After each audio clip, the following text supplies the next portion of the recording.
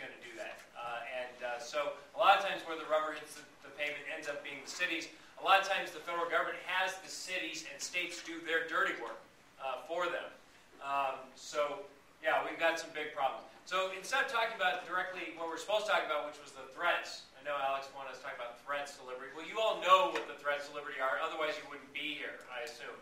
I want to talk to you a little bit about what you can actually do to start things going back in the right direction, or going forward in the right direction. You are actually very, very powerful. I'm sure you understand this. Government is really not some special clique of people that exist some other place. It's really if the people of this country stand up and say they don't want something and make their voices heard in an effective way, and we'll talk about that, government will have to back down. There's really, the reason why we have the government we have is because there's a whole lot of people out there who are comfortable with it, who just let it happen. Hopefully you guys are going to change that. Hopefully we're all going to change that. We can actually make a big impact on these things. I don't know how many of you were really cared or had a strong opinion on that whole comprehensive immigration reform thing that was cooking up about 3 years ago. I know I talked to a lot of people who were very concerned about that, didn't like it. They didn't like what they called the amnesty portion of that. That thing was on grease skids. It was going through Congress. It was going to pass. I don't know what you think about it. I don't know if you think it was a good idea or a bad idea. But that thing was going to pass. Everybody was concluded, you know what, that's going to pass. Guess what? A whole lot of people out there in this country who were not in elected office said, you know what, we don't like this thing. They had a lot of different reasons they didn't like it, but they didn't like it. They rose up, they made their voices heard, and Congress backed down. And we didn't get that bill passed. This year, you notice there's been no second stimulus bill. It's because people have reacted so badly to the first stimulus bill that they've kind of tabled that notion. It's really great, too, because they wasted so much political capital trying to get the stimulus through, and that was a big screw-up, and cash for clunkers has been a big screw-up. So the things they've actually gotten through have been such big screw-ups, and people have reacted so negatively that we've been bleeding them on those issues, and they haven't been able yet to pass health care, the health care reform that they're talking about. They haven't passed cap and trade yet. And apparently they've tabled this thing called card check, which is an attempt to get more people into unions. There's a lot of things where we've been able to throw a lot of sand into their gears. This healthcare thing was supposed to be greased on skids. It was supposed to go straight through. Think about it for a second. The health insurance system in this country is really screwed up. Now, government has done that. We can talk about that later if you want. If you're not at all clear on that. Government screwed it up. So health insurance in this country is really messed up. Everybody agrees with that. So you'd think, and these guys have a mandate. Obama comes in, pretty big electoral victory last November in Congress.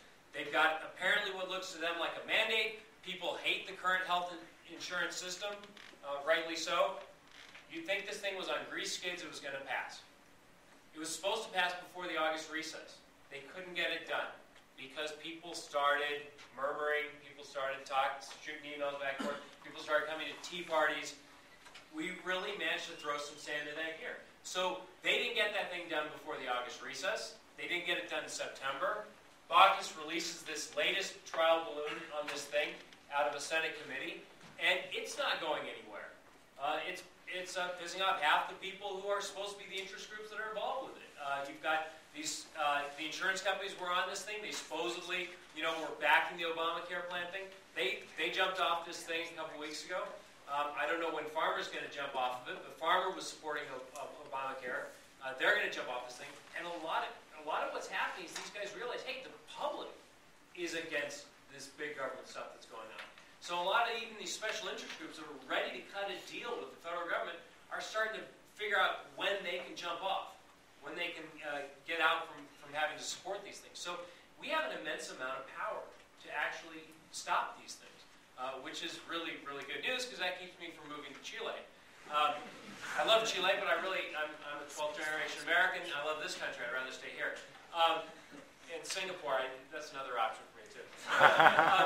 So this is fantastic news that we can actually fix things. Now the question, I'm going to talk about two things about how you make your voice heard. One is technologies.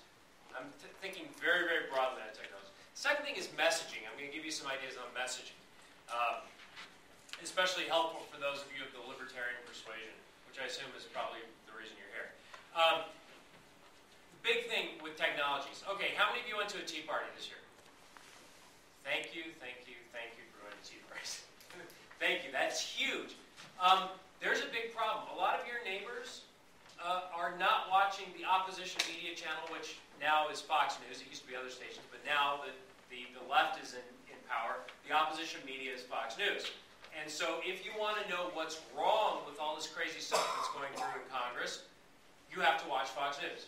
I'm sorry about that. I know you probably, a lot of you don't like Hannity or you don't like Beck or whatever, but you have to watch Fox News. Otherwise, you are not finding out, if you're watching TV, you're not finding out the problems in what's going on in Congress. You have to watch the opposition media. A lot of your neighbors are not.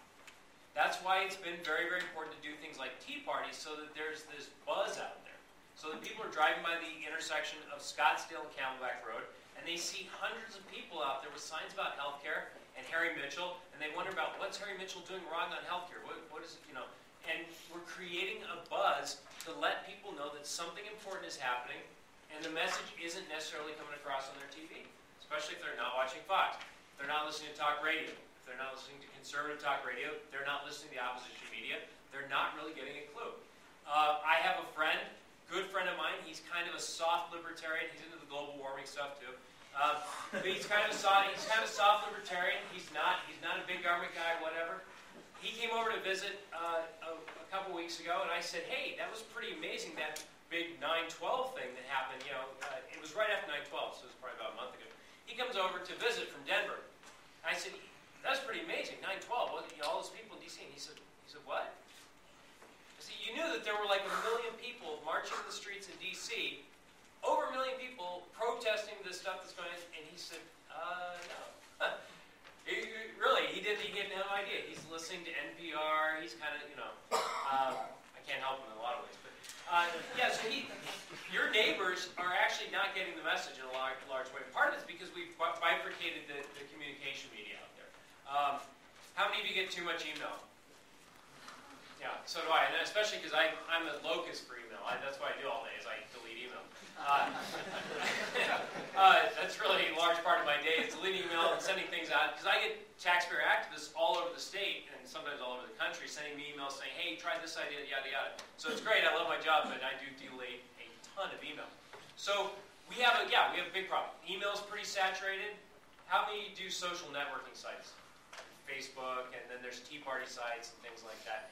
Even that's getting pretty darn saturated, especially if you have too many friends on Facebook. So that's really saturated. So what I would encourage you to do is think entrepreneurially about how to get your message out. Try to think of something. If you start another blog about the crazy stuff Obama's doing, probably that's going to be a drop that's going to be lost in the ocean. If you do want to start a blog, do something really specific. I was out at Apache Junction last night talking to a group. There is, as far as I know, no one who is following the Apache Junction City Council, and I know they're wasting money. I've seen their macro documents on their budget. I know they're wasting money. I just don't have the time to go and dig into it and find out where they're wasting money, how they're abusing entrepreneurs. Someone needs to do a blog on Apache Junction. You know what? You'll become the expert on Apache Junction. Is anybody from Apache Junction? You all look a little young for that, yeah. Yeah, Apache Junction, somebody needs to do a blog on the city council or the school district in Apache Junction. I know they're wasting money. They spend $7,285, not counting capital costs per child per year. That's a lot of money they're wasting. So that's what I was going to say about blogs, is if you feel like blogging, maybe focus in on one issue, focus in on something where you can make a splash and where eventually the reporters from the mainstream media are going to be coming to you. They're actually going to be coming to your blog. They probably won't ever give you credit or tell you, but they're going to be reading you to find out what's actually going on in Apache Junction or whatever it is that you're going to do. So that's one thing is with the electronic media. But I think we've really, really saturated that one. And there's a lot of people calling Congress right now. And Congress is sort of taking that in stride. They're not really listening. They're sort of listening, but they're not really listening. It's not decisive. One of the technologies that's not being used right now is a very old technology. It's this one.